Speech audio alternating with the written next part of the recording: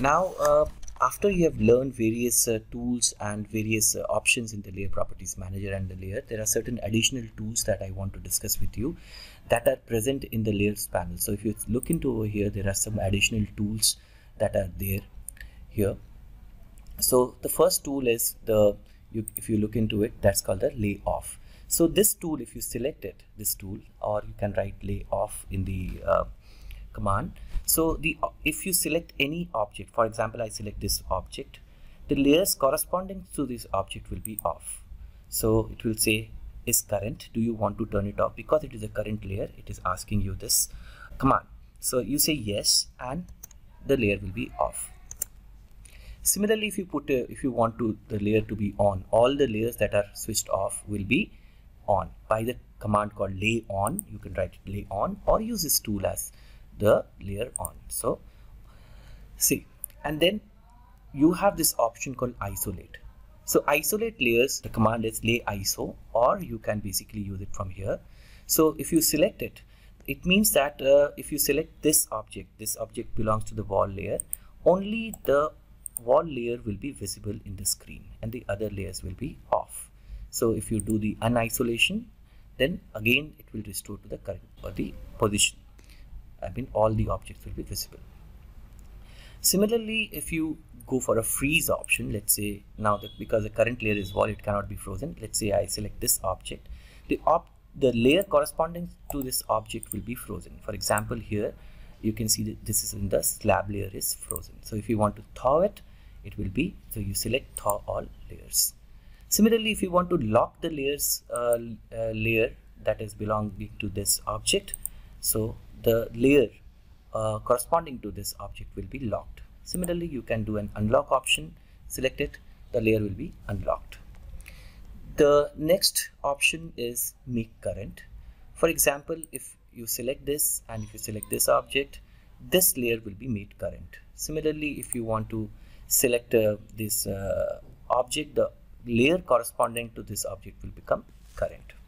Right? So this is, and then you have the merge option. Let's say if you want to merge the text, the layer of the slab and the dining as one, so you can use, we have already discussed about it, the merge option, and then the merge, and there's a match option. So if you use the match option, so what will happen is, let's say if you select this object and press enter and the destination layer, right? So this object will be matched with the destination layer. Now this will become the furniture layer, right? So you can see, so this will retain the layer of this. So if you want to retain the layer of this object, you know, the layer to which it belongs to, so this is basic, this object belongs to the slab layer and this object belongs to the furniture layer. Now if you want to match it, select the object that you want to change and press enter and select the destination layer. So if you select this object, so you can see that now it has gone to the furniture layer. So this is one of the options. Then we were talking about the various other options. Like here we have the previous layers, which will undo the last change or set of changes to the layer. Okay. Here again, this is the change layer, change to current layer. So let's say here we have the current layer as wall extension, and you select this tool. So if you select this tool and if you click on this object to change to the current layer and press enter, now you can see that this will retain the properties or go to the layer which is current. Similarly, you can use this tool. You can click on this, change to current layer, and the command is LAYCUR. Select this and you will see that it will change to the press enter, the current layer. And then the other thing is that the copy object to new layer. For example, let me undo it first, Control Z. Okay, there is a set of objects. Now I want to copy this and put it to a new layer. So I use this tool called copy object to new layer. Select this, select the set of objects that I want to copy. The destination layer is basically, let's say, the slab layer. And now I take a base point and copy it over here. Now I will see that the object is copied and is basically given to the layer that was selected. So this is the command. And the other is basically the lay walk. So over here, what you can the layer, there are 9 layers through which you can walk. So you can see that you can walk through the wall layer. It will only display those layers that you select in the dialog box. So here you can basically, the use of this layer is, what you can do is you can investigate which object is in which layer so that you can correct those changes. And then let's go to the other part, like next is the viewport and other things.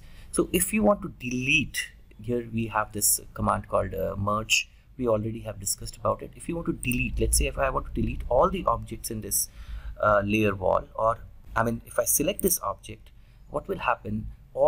It will first of all define which layer it is, and all the object in this layer will be deleted. Now how it works, let's see. So I have to remove this from the current layer, make it a stair layer as a current, select this object called which is in the wall, click on it. You can see that all the wall object will be deleted, which was in the wall layer. So these are the tools that are supposed to be understood. Now after understanding these extra tools in the layers, now we will be talking about layer state manager. So the layer state manager is something that defines the state of the layer. The state of the layer is defined by the properties like the color, the line type, line weight, also the state of it, like if it is on or off, or it is frozen, unfrozen, and sort of that. So first of all, see how we create a layer state manager by an example over here. So I create a layer state manager. I click on this icon and the layer state manager dialog box opens. So here I create a layer state for where only the walls will be displayed. That means I have to now understand which layers are of the walls, and then I have to do the settings like this. So here all the walls that I have drafted are in the wall ext layers. So what I do is I put all the layer off in this state except the wall ext, right? So this is the state where if I want to restore it, I can see that it has done its job.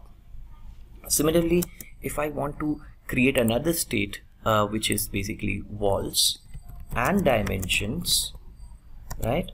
So now I have to basically again edit it, and now over here I will open up the dimensions. So this is the state where the walls and dimensions are visible. Now again I want to create another state where I want to create a state where all the objects are visible, right? So I'm taking some examples over here for your explanation. So I say all objects. That means here when I use this state manager, I am supposed to have all the layers on, right?